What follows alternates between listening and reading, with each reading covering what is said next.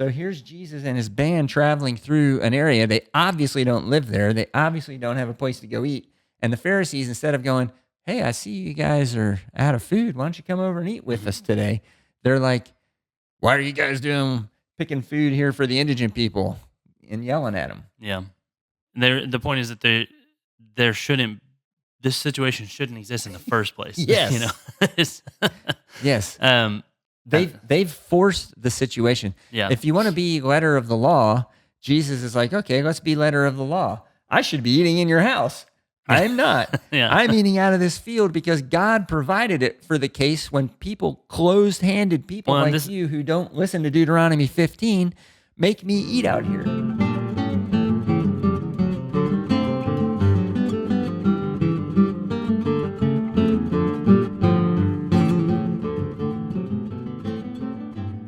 Welcome to Biblocus, where the Bible intersects with your life. I'm Timothy. And I'm Caleb. And you're listening to Bible Discussions, the forum where we explore biblical topics that are relevant to your life.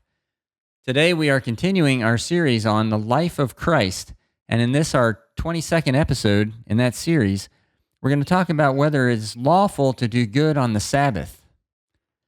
Now, when people hear that topic for this episode, they might think, well, the Sabbath is a day reserved and devoted to God, so why would it be wrong to do good on it, right? Yeah, apparently it's a hot debate. Yeah, it is in the New Testament anyway. Maybe our ideas have changed about that since then, but if that's what you were thinking, congratulations, because you're thinking the same way Jesus did. Yeah. Why is it a problem for me to do good today? I don't understand.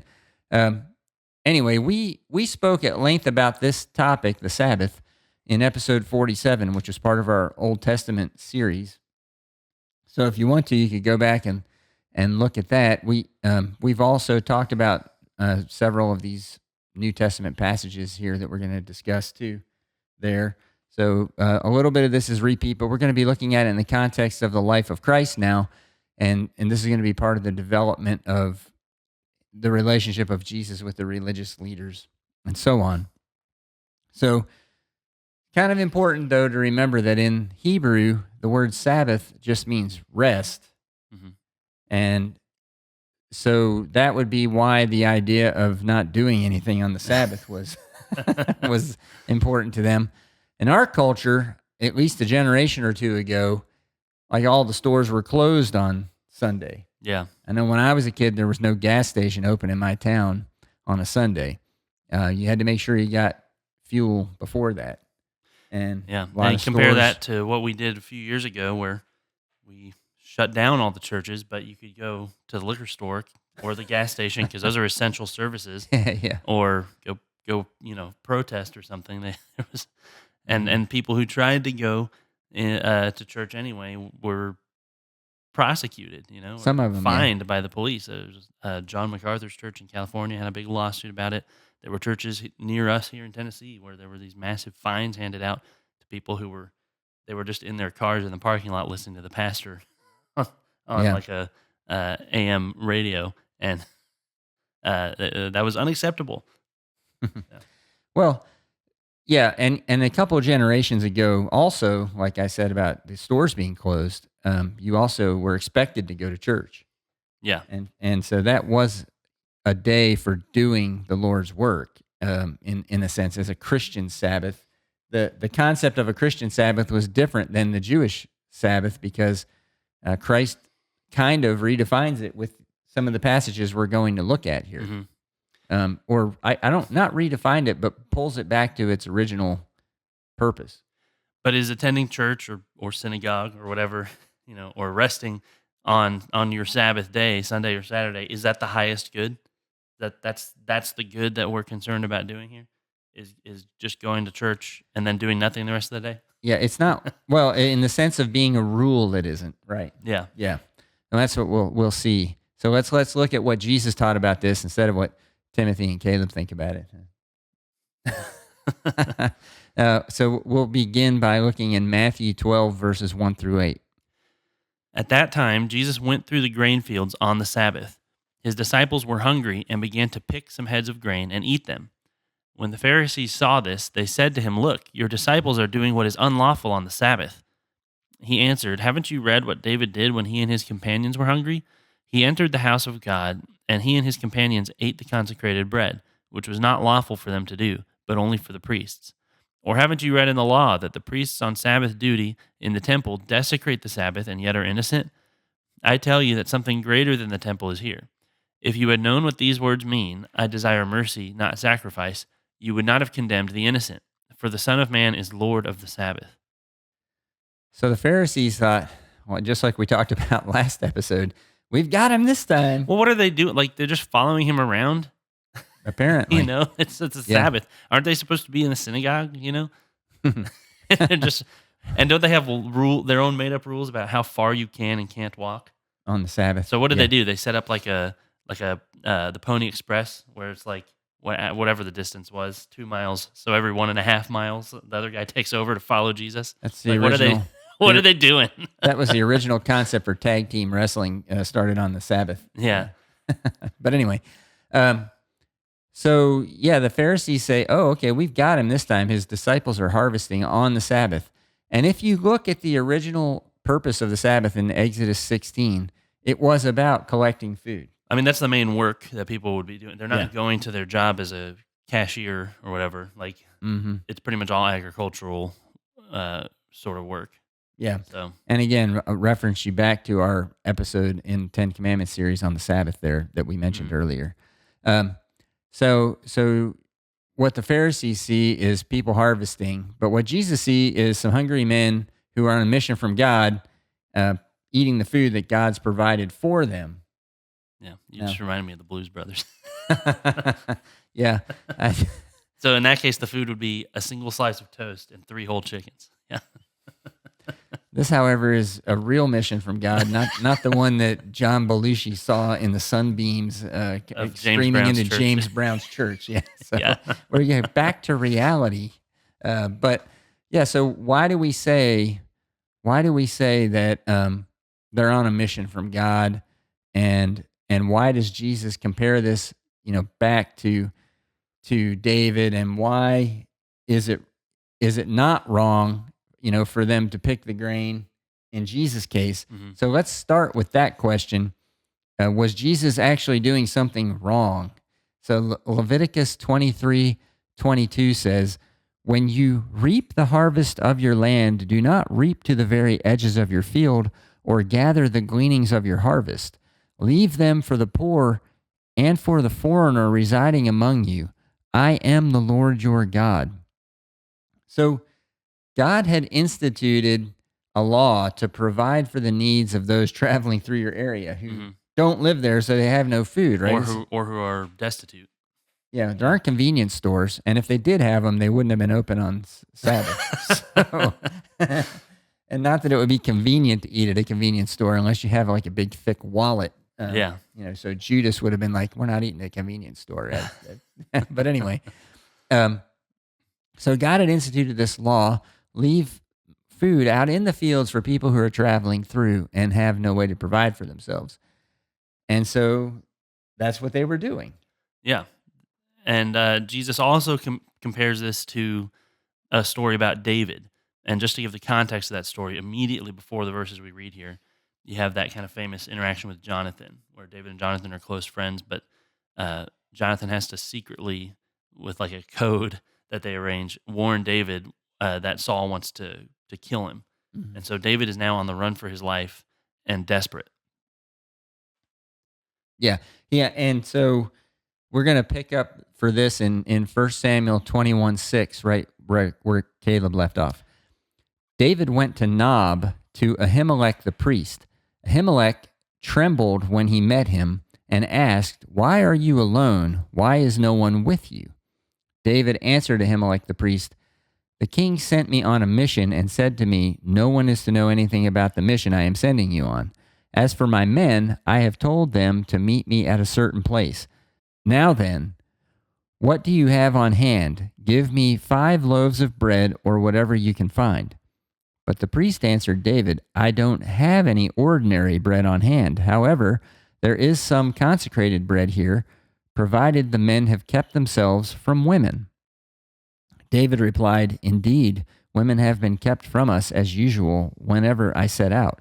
The men's bodies are holy even on missions that are not holy. How much more so today? So the priest gave him the consecrated bread, since there was no bread there except the bread of the presence that had been removed from before the Lord and replaced by hot bread on the day it was taken away. So, and we'll get to that bread of the presence thing. We'll look at the law instituting that in a second. But this is a really interesting use of the Old Testament by Jesus. And one thing to point out there, I think, from David, it looks like he lies when he says the king sent him on a mission. I don't think he's referring to Saul, right? In fact, you can see this in when Ahimelech basically asked him if the men have been fasting and withholding pleasures from themselves, and he says the men's bodies are holy even on missions that are not holy. How much more so today? Well, why would today's mission be holy if Saul instituted it? I think he's trying to tell Ahimelech that this is like you just said, he's on a mission from God. Yeah. And so, in this case, the yeah. extraordinary bread would be required. But it's possible David was lying too. I mean, because since he is a man. Yeah. Yeah. So we can't always tell for sure, but that's a possibility. So you have an option out if you don't like the idea that David might be lying. Well, I think when you look at the story of David's life, he understands more than anybody what the concept of being Messiah is, being anointed. Mm-hmm. And he knows that, as we've talked about before, it means that you're basically unstoppable because you've been chosen by God for a certain task. Mm-hmm. And then he doesn't take that as permission to behave recklessly, which I think Saul does, right? He takes it as, okay, nothing can get in the way of God's mission here, especially not God. So in this case, like we can eat the consecrated bread because I've been given a job from God, so it's not good. He's not going to get in the way of it getting done. Yeah. Yeah. Yeah. Well, so yeah, it's interesting, right? Because if you look at these two stories, David is the Messiah on the run from Saul, and Jesus is the Messiah, the anointed one, kind of on the run from the religious leaders. Oh, yeah. I mean, they're seeking to kill him. Yeah. Yeah. Right. If we haven't read one of those passages yet, we're about to today. Yeah. Where it explicitly says that that's what they want to do. And so, I think that Jesus knew the rabbinic teaching of his day, which of course we don't know exactly. It's hard for us to know what the milieu of Christ's day was exactly, what he knew and what they knew. But I think he knew that they had a rabbinic teaching that excused David, something similar to what you mentioned earlier. They said, "Oh, he was on a mission from God, and God was the true king." Well, the way he, it's implied by the way he quotes it. Yeah. And just kind of drops it there that he already knows they would think that. Yeah, and the fact that he ate the showbread, right? They're like they have a way around that. I think what Jesus was trying to point out was, you guys make special exemption for David because you know he was the Messiah. Here's what was he excusing him from? What were they excusing David from? Let's look at Leviticus 24:8-9. This bread is to be set out before the Lord regularly, Sabbath after Sabbath, on behalf of the Israelites as a lasting covenant. It belongs to Aaron and his sons, who are to eat it in the sanctuary area, because it is a most holy part of their perpetual share of the food offerings presented to the Lord. Now, I think it's perfectly permissible for a son of Aaron, one of the priests, to share this bread with their family. Yeah, it says it belongs to him. Yeah, but it has to be in the sanctuary area, right? So there's a couple of things going on here. David can't take the bread with him, and he's supposed to be devoted to the sons of Aaron. Now, but a son of Aaron is sharing it with him. So I think you can get around that part of it, but the fact that he takes it out of the area then becomes complicated. I think what Jesus is saying is, nobody really understands why David was allowed to do this. Yeah. But we all understand that David was God's anointed and he was on a mission from God. So you guys know that there must be a way around all of this, and you're okay with that in the case of David. You're not okay with it in my case, but also in Jesus' case, he's not even breaking the law. Hmm. Like we looked at, that the law was there to provide for a traveler coming through the area. Yeah, you could say So David did, if not, I mean, it appears at least that he broke the law, yeah, right? it does. Or yeah, and And he's in and opposition to and Jesus is like the letter of the law. yeah. So Yeah. Jesus is like, would anyone like to condemn David for trying to save his own life from Saul? Yeah. Like nobody's willing to do that. But he's saying, but you would deny me life to Yeah. eat some food. Now, Well, it's not even clear that he was eating, just as his disciples were. yeah, Yeah. maybe so. So now, but look at the Pharisees. What they think of David is it would be interesting to contemplate this. When they in their day, they're in Roman occupied Judea, back out of captivity, right? They've squandered everything, but they're back. Hmm. And they're thinking about David. When they read their scriptures about David and his mighty men, He's the hero. yeah, they think about that the same way we would think of Jesus and his band of disciples. Yeah. Like we go, man, I wish I could have walked around with Jesus. Oh yeah, if you ask that would have him, been the greatest thing. it's either that or Moses would have to be like Yeah. the top two answers, right? Mm-hmm. Yeah. So they would look back at that fondly, and they would be like, "Oh, well, I'm sure if you were there, you wouldn't have eaten the showbread." And you're like, "Oh no, that was different," right? But that was David. That was his mighty men when they had to eat that to beat Saul. It was Yeah. God provided it, and so they would have. So I think I think what Jesus is saying here is, you guys look back at that with fondness Hmm. and think, "Oh, that is so cool. I wish I'd have been there." And then when you experience here with me what me and my disciples are doing, you're like, "Oh, you guys are terrible people." Now, the cool thing is he's making them think deeply about it. Yeah. About what the Messiah is, Yeah. what being anointed means. Mm-hmm. And I think it's interesting that Jesus knew the law. He knew it's okay for me to eat the grain because it's left here on purpose for sojourners, right? Hmm. But the other indictment it makes against the religious leaders that were standing right there criticizing them for eating out of a field is, why are there indigent people in your area having to eat out of the field if you know about it? If you know there's a person sojourning through, why aren't they eating in your home? Hmm. Because here's another interesting law from Deuteronomy 15:11, which says, "There will always be poor people in the land. Therefore, I command you to be open-handed toward your fellow Israelites who are poor and needy in your land." So here's Jesus and his band traveling through an area. They obviously don't live there. They obviously don't have a place to go eat. And the Pharisees, instead of going, "Hey, I see you guys are out of food. Why don't you come over and eat with us today?" They're like, "Why are you guys picking food here for the indigent people?" and yelling at them. Yeah. The point is that there shouldn't, this situation shouldn't exist in the first place. Yes. It's- Yes. They've They've forced the situation. Yeah. If you want to be letter of the law, Jesus is like, "Okay, let's be letter of the law. I should be eating in your house. I'm not. Yeah. I'm eating out of this field because God provided it for the case when people, closed-handed people Well, and like you who don't listen to Deuteronomy 15, make me eat out here." This is similar to other issues he has with them, right? Like when he talks about that they would take something that was supposed to be devoted to the care of like your elderly parents and say, "No, it's devoted to God." Mm-hmm. And he condemns them for that, and he says that's breaking the command to honor your father and mother, or just the way that he accuses them of bringing somebody into their cult and making them a child of hell. Like this is what they do. They set it up so you can't win, Mm-hmm. and then they're, you're being bad because they set up the rules. Because the whole point is for that, they want to set up the rules so that in a way that they can pass it. Right. We're not talking about the widow's mite this episode, but it's another perfect analogy to this. Why is there a widow who has nothing but 2 coins to put into the treasury, putting her entire life savings into the treasury? Why is there a person like that in your assembly?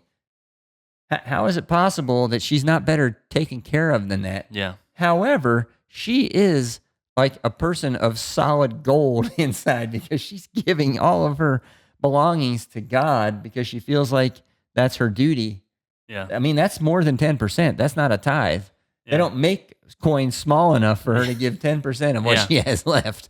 And so she gives all she has just so Well, she won't be embarrassed. what And she's she doing- shouldn't be embarrassed. She should be honored in your church. She should What be she's at your house doing eating. is trusting in God to provide for her. And the Pharisees do not trust in God to provide for them.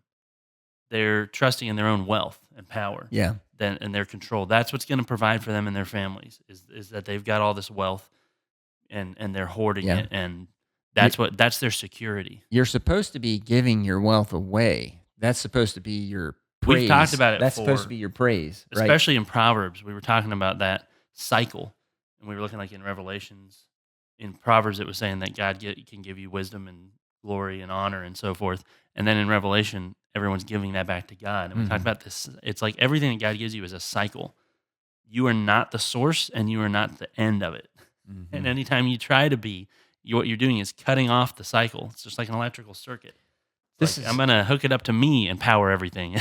It doesn't work that way. Right. That's what this Deuteronomy 15 meant about open-handed. Yeah. Be open-handed instead of closed-handed. God can put it in your hand, and people also can take it your out. neighbor can take it out. Yeah. And if you try to choose, like, well, I'll open my hand when you guys are going to give me something, It's like you can see this, and it's so obvious when somebody else does it, But like you see, like kids are kind of like that, right? Like, what are you going to give me? It's Christmas time. What are they concerned about? Usually, most kids, what am I getting? What are my presents?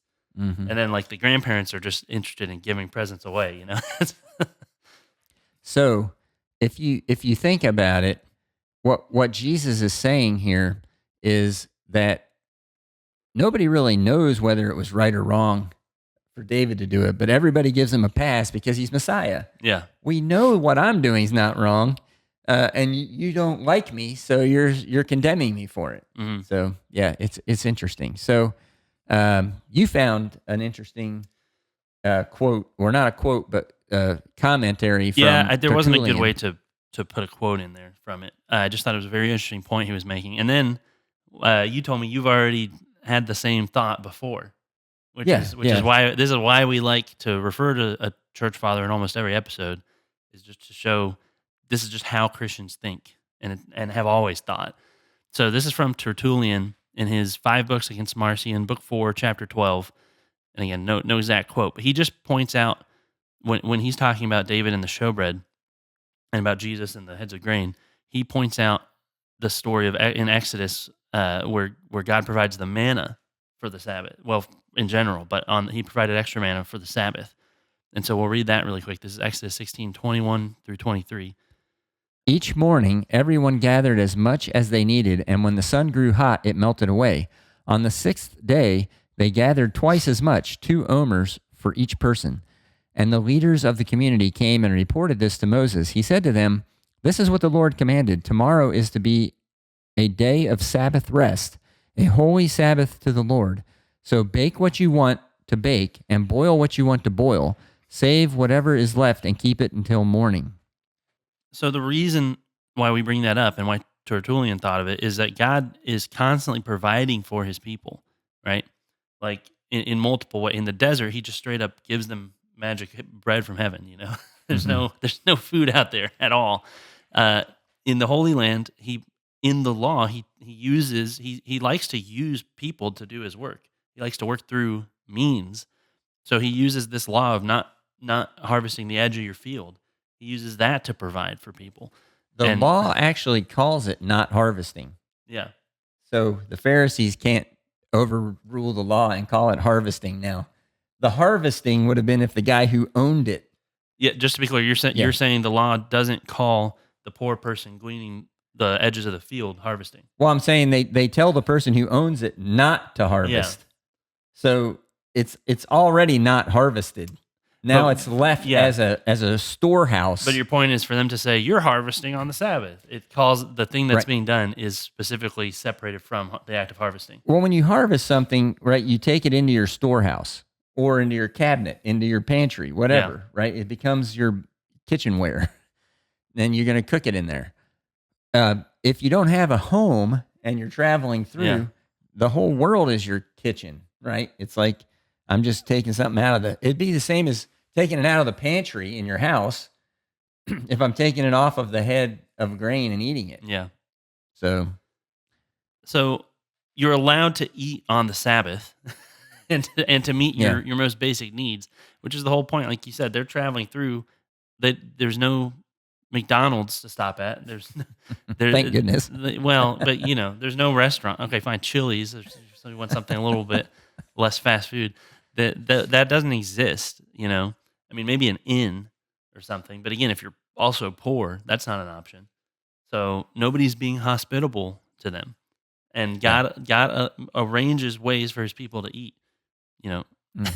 And then another, even for those who aren't His people, even the foreigner. Yeah, said the alien in your land. Yeah. So the other thing that Jesus points out here, we've spent a long time about the showbread and the heads of grain and all that. He also said, haven't you read that the priests desecrate the Sabbath? When they're in the temple on the Sabbath, what he's talking about is there are sacrifices to be done on the Sabbath. Mm-hmm. In other words, the priests have to perform their job. They have to do their work on the Sabbath.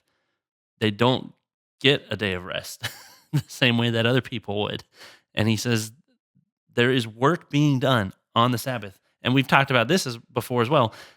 Jesus is working constantly on the Sabbath because he's upholding the entire universe. And if he stops, then all the Pharisees die. So they shouldn't be asking him to stop working. He's saying there is work to be done on the Sabbath. But on that day especially, all of that work is to be dedicated to the Lord. Yeah.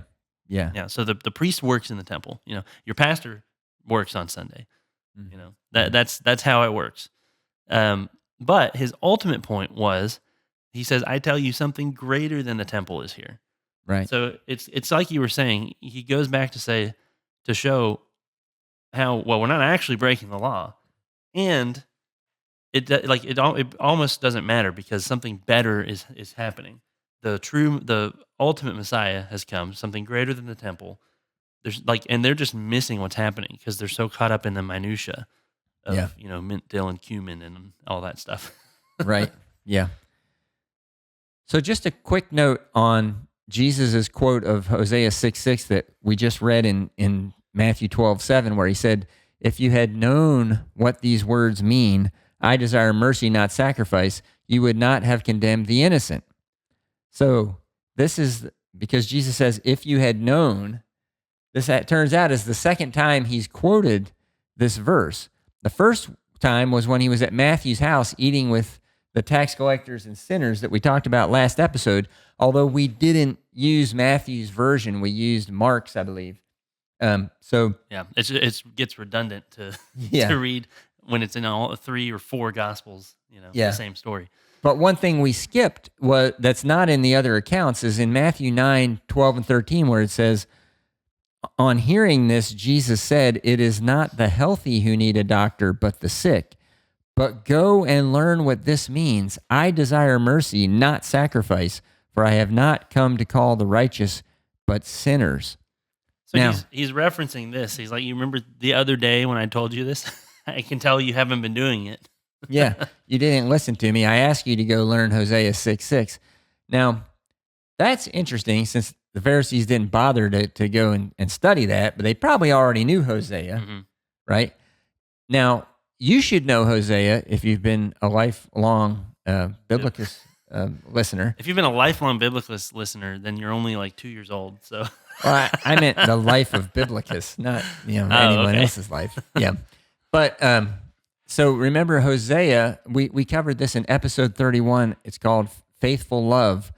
Hosea, he's asked to marry an adulterous woman by God. Yeah, and then they split up, and then he's supposed to woo her back. He has to buy her back from somebody she's basically sold herself to. But he doesn't just want to have her back. He wants her to love him. Mm-hmm. And so he's wooing her back. And so you have this picture of the unfaithful wife being wooed back, and eventually in the book, she returns his love. And the whole point of that drama was an illustration of Israel. I mean, there's some pretty wild stuff in the prophets. I forget who.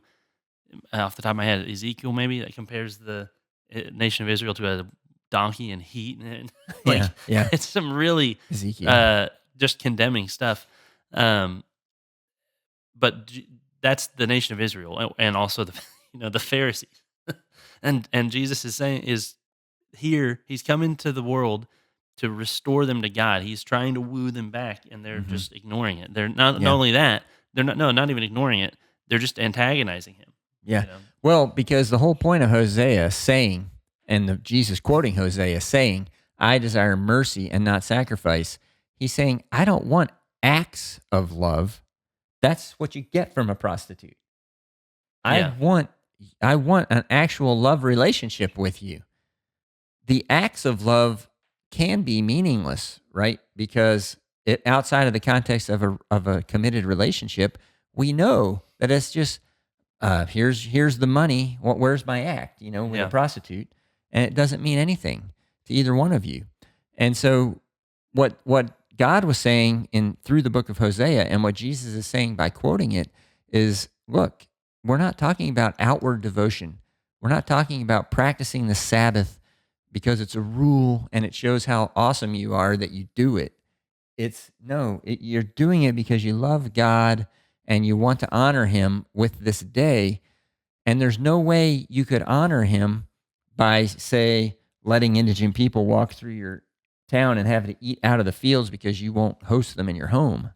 The whole point of the law is to basically outline what the good life, the righteous life looks like. It's like if you love God, these are the things that you're doing. And so, because if you just you know have your like conversion experience or whatever, oh man, I'm totally in love with Jesus. Like, what do I do now?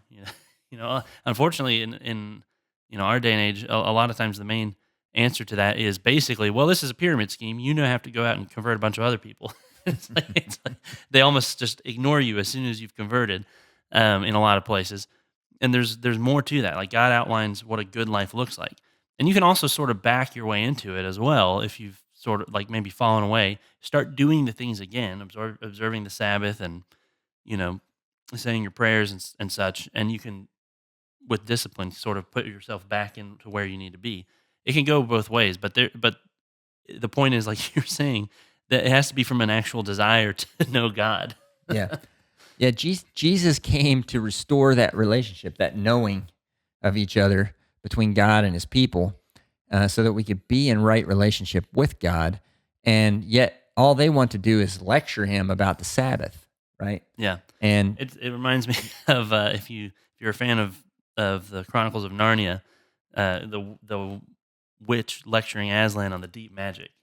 He's like, yeah, I was there when it was written. Like, Jesus invented the Sabbath for man, as he says. The Sabbath is for man, not man for the Sabbath. And they're trying to tell him how it works. well, I think we're about to get to that. Yeah. In our second verse, right? Yeah, I jumped ahead there. As we're going to see, people are Jesus's mission, right? Not rules. They're more important than the rules. Mhm. Um, You know what else? I'm getting in a lot of pop cultural references today. Perhaps on the rare occasion, pursuing the right course demands an act of piracy. Piracy itself can be the right course yeah. at the end of Pirates of the Caribbean. Yeah. Caleb's a pirate and a good man. So now we're going to look at this next passage in Mark 3, verses 1-6. Another time, Jesus went into the synagogue, and a man with a shriveled hand was there. Some of them were looking for a reason to accuse Jesus, so they watched him closely to see if he would heal him on the Sabbath. Jesus said to the man with the shriveled hand, "Stand up in front of everyone."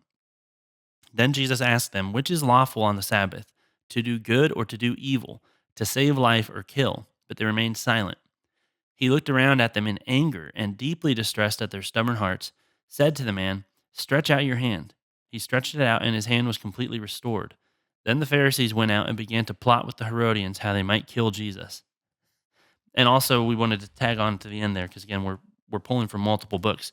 There's a detail in Matthew's account, which is what I just quoted, right? Or no? You were in Mark. Yeah. Yeah. So from Matthew's account of the same story in Matthew 12:11-12, it says, he said to them, if any of you has a sheep and it falls into a pit on the Sabbath, will you not take hold of it and lift it out? How much more valuable is a person than a sheep? Therefore, it is lawful to do good on the Sabbath. That was the quote that one's just in Matthew's gospel. So I wanted to sneak it in there. Well, that's the answer to the question we started out with Yeah. in our topic, right? Is it right to do good on the Sabbath? Jesus says, yeah. We don't keep sheep nowadays, right? But most people have like a dog or a cat, and if it was hit by a car or something on Sunday morning, you wouldn't be like, well, sorry, Fido, I'm going to church. Try to stay Yeah. alive till I come back. Yeah. Well, I mean, and in the case of the actual story of the man, he's got a withered hand, and what's Jesus supposed to do? Go, well, I can heal you. Oh yeah, I can. You got to come back tomorrow from 9 to 5. Bring your insurance card, and then we'll take care of it. Yeah, I can't do it today though. I know you're suffering, but I couldn't possibly help you today. So Yeah. It's just awful. He created everything, right? Mm-hmm. And there were no days like in creation. Like he invented the days, and including the Sabbath, which was just an extra day. Didn't create anything. But and we've talked about how he goes on creating and goes on upholding creation. So like, why can he not take something that's disordered and put it back in order? Well, and we talked about it a couple weeks ago with the healing of Peter's mother-in-law, where the touch of Jesus' hand restores things back to the way they'd been created. Yeah, and that's why she was sick. When he touches the leper, he tells him, "You are clean," and now go and do the things in the law to fulfill them. But you're actually already clean. Right. Yeah. So just one touch, just the presence. In fact, I didn't mention this earlier, but I thought about it. The bread of the presence. Actually, in Hebrew, it means the bread of the face.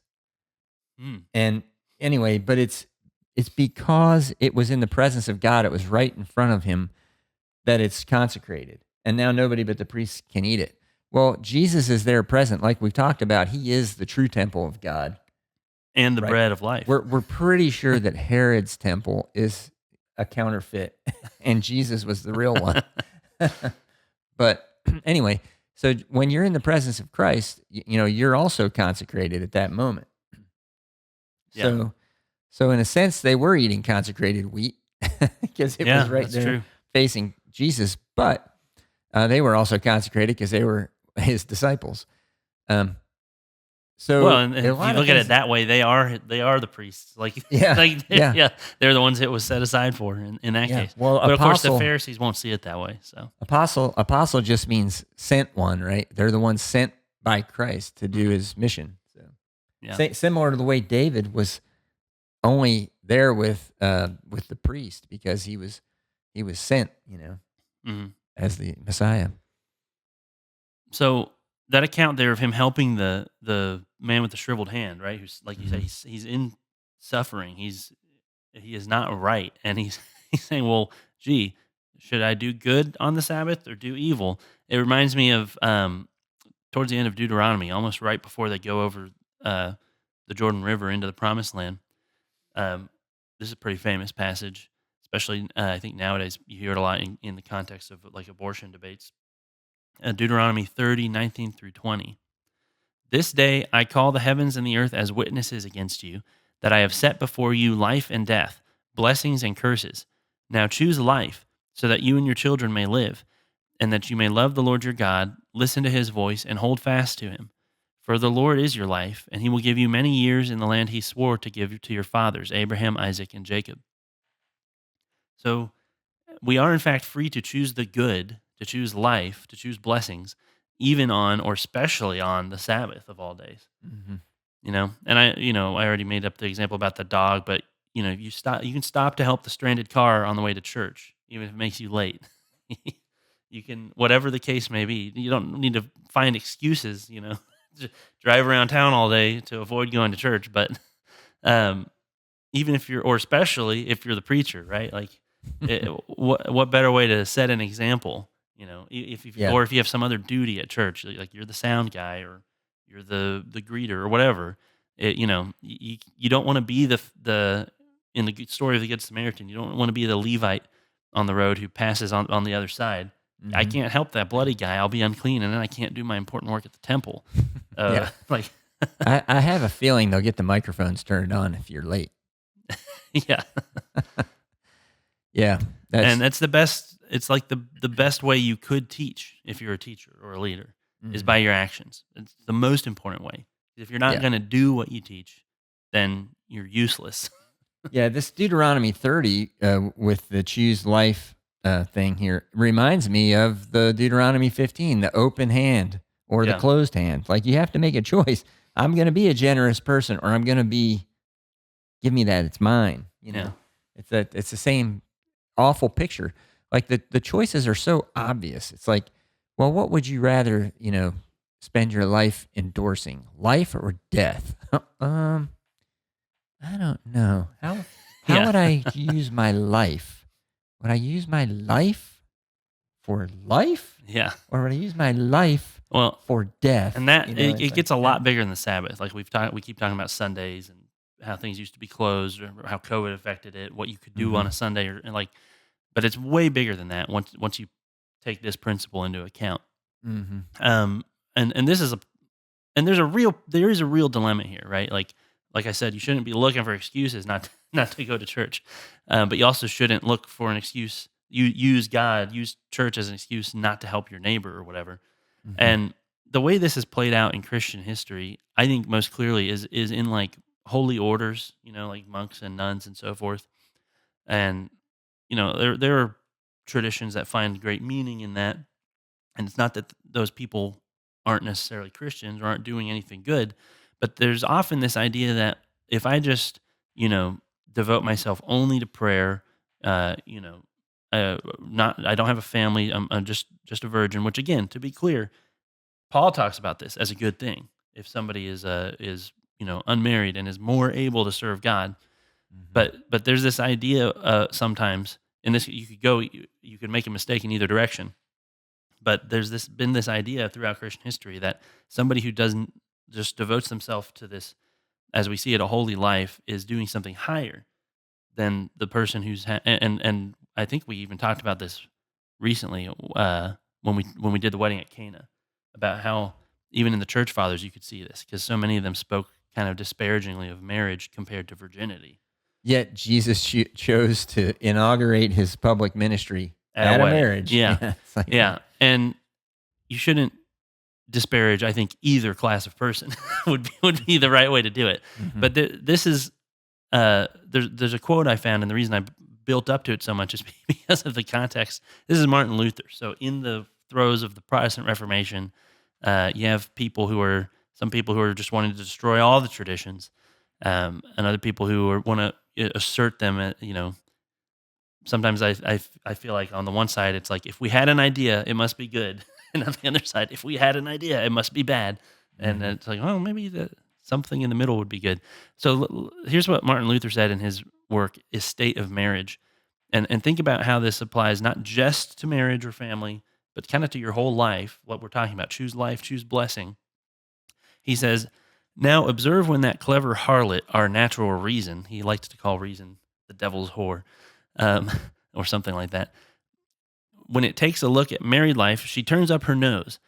It is better to remain free and lead a peaceful, carefree life. I will become a priest or a nun.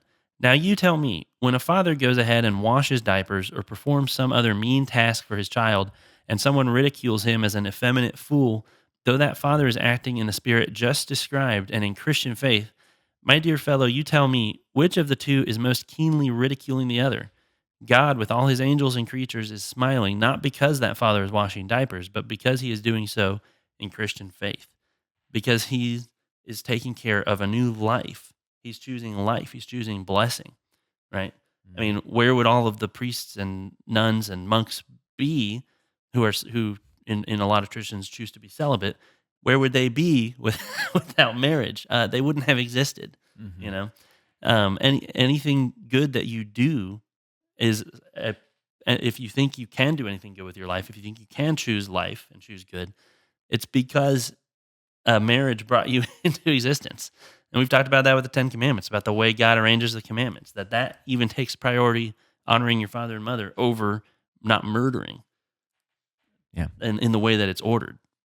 Not that Mhm. you should, murder anybody. um, and also, it's just reflected in Jesus's life. He became incarnate, right? He sullied himself. The reason that is so offensive to some people, to the Jews certainly, right, is because it seems like he's stooping into the dirt and into the muck, and like God is above that. He's above Mhm. us, Mhm. and he would never do that. But the whole point of Jesus' ministry is that he wants to be among us. He's, as he says, he came to serve, not to be served, Yeah. and we are called into the same type of life. And I think the thing that they find offensive is that he soiled a diaper. Oh yeah, I mean, we talk about how he was in swaddling clothes, in yeah, in a manger, like this humble beginning. yeah. I think I've It's mentioned on here before in the Spanish traditional manger scene. There's this figure called the caganer, and this is kind of weird. I don't necessarily condone it, but that means the pooper in Spanish. There's a guy in the background of the manger scene who's who's pooping for that reason, to emphasize that, yeah, Jesus, this is what Jesus is becoming, is a human who has all of the normal body fluids and so forth, Mhm. because there are some people who would want to avoid that. And as weird as that could be, I think you could understand it if you're looking at it from the perspective of maybe dealing with like Gnostic heresies, who would say, well, he only appeared to be a man. He's just he's all spirit. He wasn't really Well, incarnate. well, I think it's perfect for the Sabbath, because Jesus doesn't get a pass. He doesn't get to stay up in heaven and not have to deal with it because there's never day and night there, and so there's no Sabbath. It's like That's true. what day of the week is it? I don't know. There's sun, but It's like in Alaska in the yeah, summer. Like the sun hasn't set for a month. yeah. So he has to come down and live on the Sabbath and grapple with, how am I going to make this decision? This guy's hand's withered. I need to help him, Hmm. right? And I mean, for him, it's not that challenging. He's like, yeah, I'll help him. Since the beginning of the world, I have been creating life. Yeah. So, so yeah, I think it's perfect. It's perfect for the incarnation because he shows us, stop making this so complicated. You had the laws before. Live with your hand open. Share with people. Yeah. Help people on the Sabbath the same way you would any other day. So Yeah. And that's what he wants from us, is an involved and incarnate faith, even if sometimes we feel like we're getting dirty from it, or we're having to compromise on what we should do according to like the letter of the law. mhm. If you compromise the spirit of the law, then, like, if you're not choosing life, who exactly is the law for? Like, God doesn't need it. He already embodies it. So Yeah, if we're not choosing life and supporting people, then the law is irrelevant. right. Yeah, I mean, people over rules. That's pretty much all the teaching that Jesus has in the New Testament. It's all about how putting people rules, laws about people are and relationships are more important than the laws about stuff. Well, and he never breaks the laws either, Right. right? As he Mhm. as he loves to point out to the Pharisees, that he's only breaking their imaginary made up rules Mhm. that go further than the law. So that gets us to our words of life takeaway for this episode, which comes from Mark 2, verses 27 and 28. It says, "The Sabbath was made for man, not man for the Sabbath.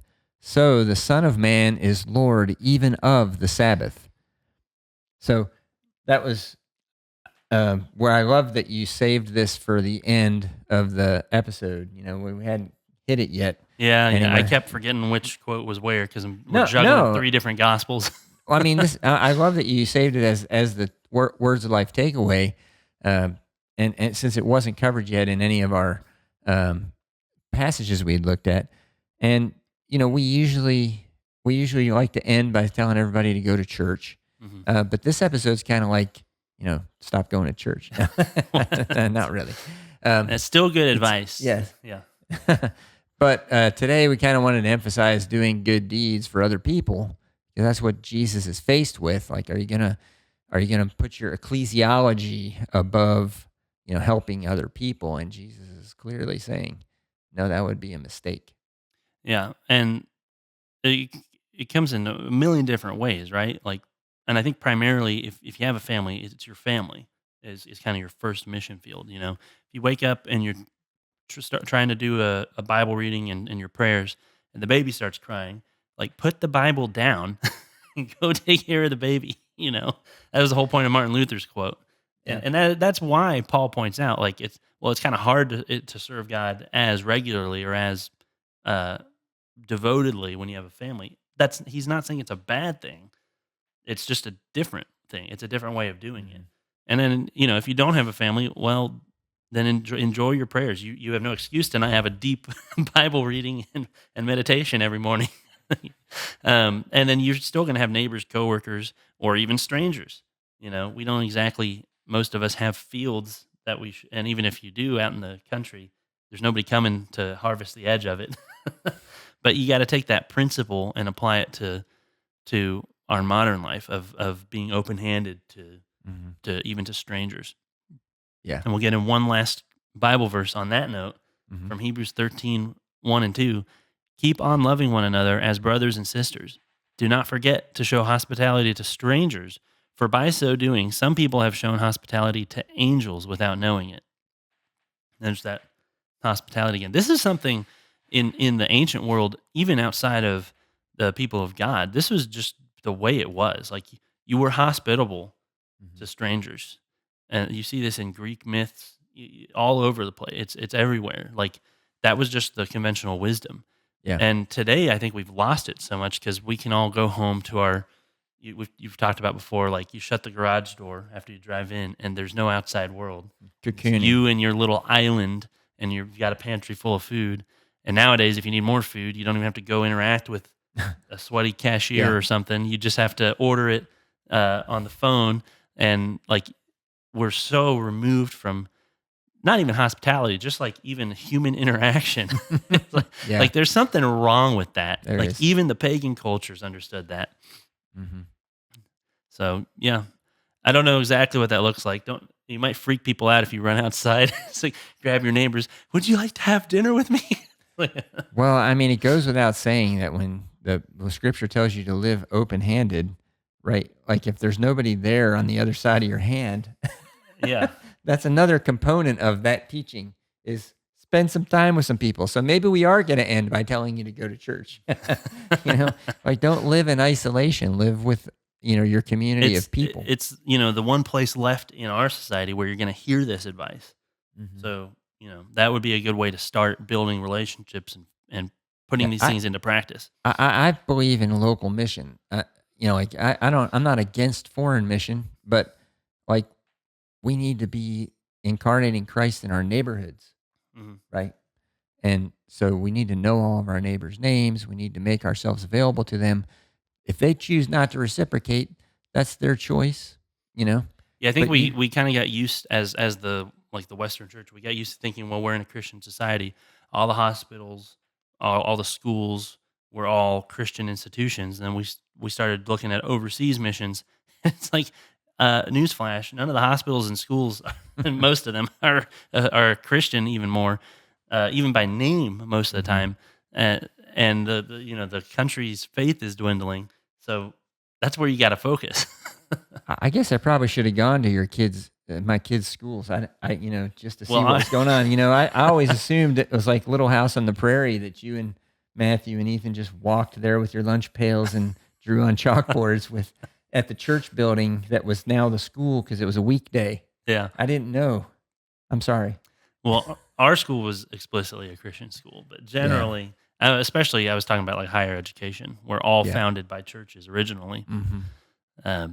Well, I mean, even the public school was probably housed in a church building, just like Little House on the Prairie, on the Pioneer Date. Yeah, in some places, yeah. Anyway, there's a direct we're kind of getting off the point here. There's a direct correlation. Speaking of foreign mission, I know I've learned this about India in particular, but it's true in other places. There's a direct correlation to how close people are to a historic Protestant mission, and especially female literacy. How well educated people are to this day, pretty much around the world. It's like the closeness to Christianity, the stronger the education was. again, I mean, live open-handed. Share what you have with people around you, and show and see that kind of influence that can shape your community. Yeah. All right. Well, he's Caleb and I'm Timothy, and thank you for listening to Bible Discussions on Biblocus, where the Bible intersects with your life. Please consider subscribing to our channel to help support our efforts. All scripture quotations, unless otherwise indicated, are taken from the Holy Bible New International Version, NIV, copyright by Biblica Inc., used by permission of Zondervan, all rights reserved. Biblocus is a registered trademark. This program is copyright 2026 by Timothy Klingerman. God bless all of you.